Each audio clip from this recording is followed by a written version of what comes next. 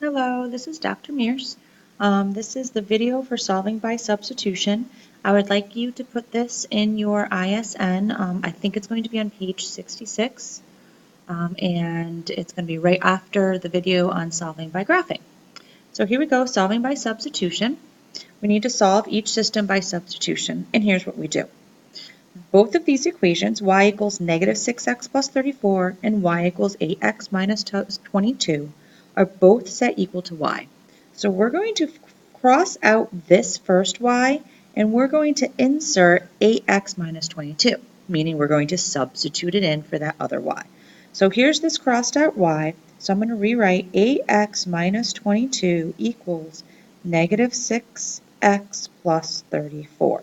So what I did is this side should have been that y, but I crossed it out and I substituted in the 8x minus 22. Now this is where you have to remember your solving steps.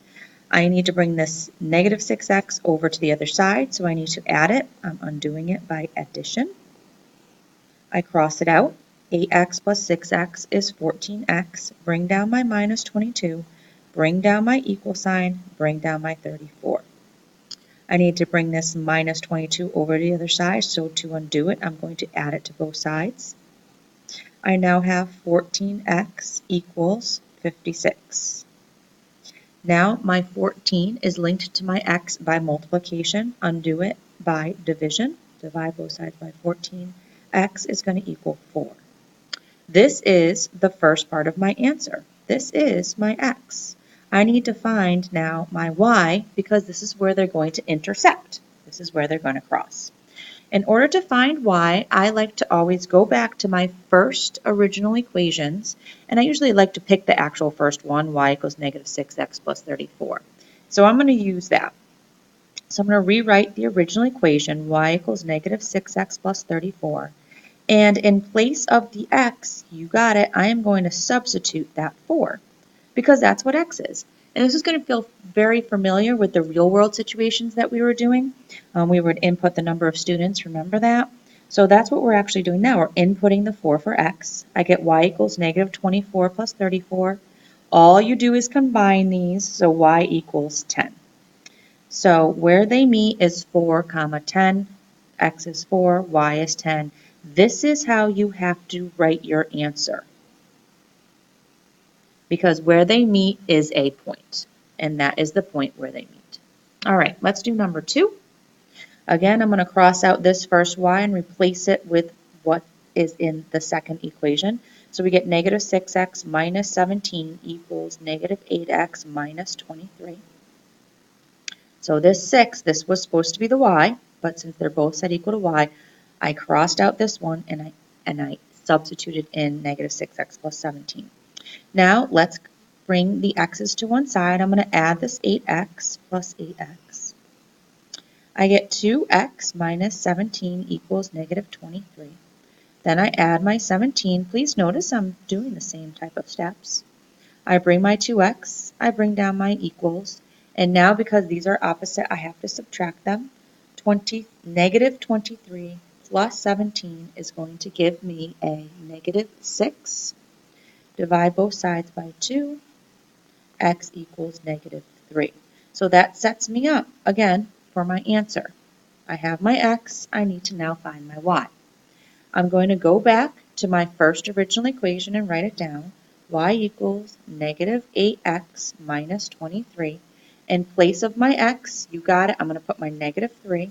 So y equals negative 8 times negative 3 minus 23.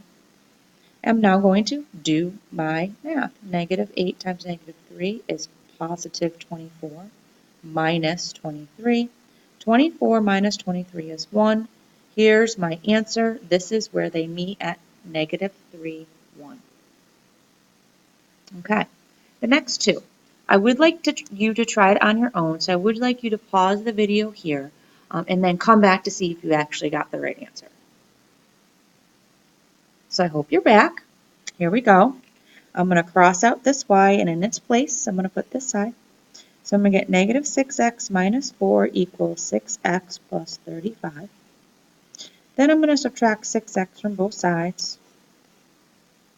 Uh-oh, look what happens. This 6x minus 6x is now 0. This 6x minus 6x is now 0. So what I'm left with is negative 4 equals 35. This is probably where you stopped and you're like, I think I got it wrong, and you restarted the video again. Well, no, you're not wrong. Negative 4 does not equal 35. Since these canceled out and we got an answer that cannot happen, this means no solution. So when we graph these two lines, I bet you it's going to be parallel. They're going to be parallel lines. And that makes sense because remember, parallel lines have the same slope. And the same slope here was 6, 6, and 6, 6, and 6.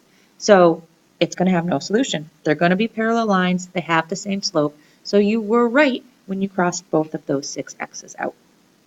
Let's try number 4. Look at this, 6 over 2. Okay, let's cross out this y. In its place, we're going to put 3x plus 5 equals 6 over 2x plus 5. I'm not very fond of fractions, especially fractions here that we can reduce. So there's ways to get rid of fractions, but this one, we could just reduce it. So let's do that. 6 divided by 2 is 3x plus 5. Then let's rewrite the other side, 3x plus 5. And what do you notice when I do that? You notice that I have the same exact numbers and variables on both sides. 3x plus 5, 3x plus 5. It's the same thing. If we were to solve this, this would look like our other equation where these would cross out. So we would be left with 5 equals 5. Now this is a true statement. That works. So this means that we have an infinite number of solutions. So they must be the same line. So no solutions, I bet you this looks something like this.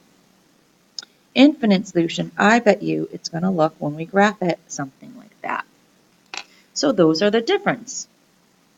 So we have 2 where we actually found our equations and we substituted back. Not our equations, sorry. Found our points where they intersect.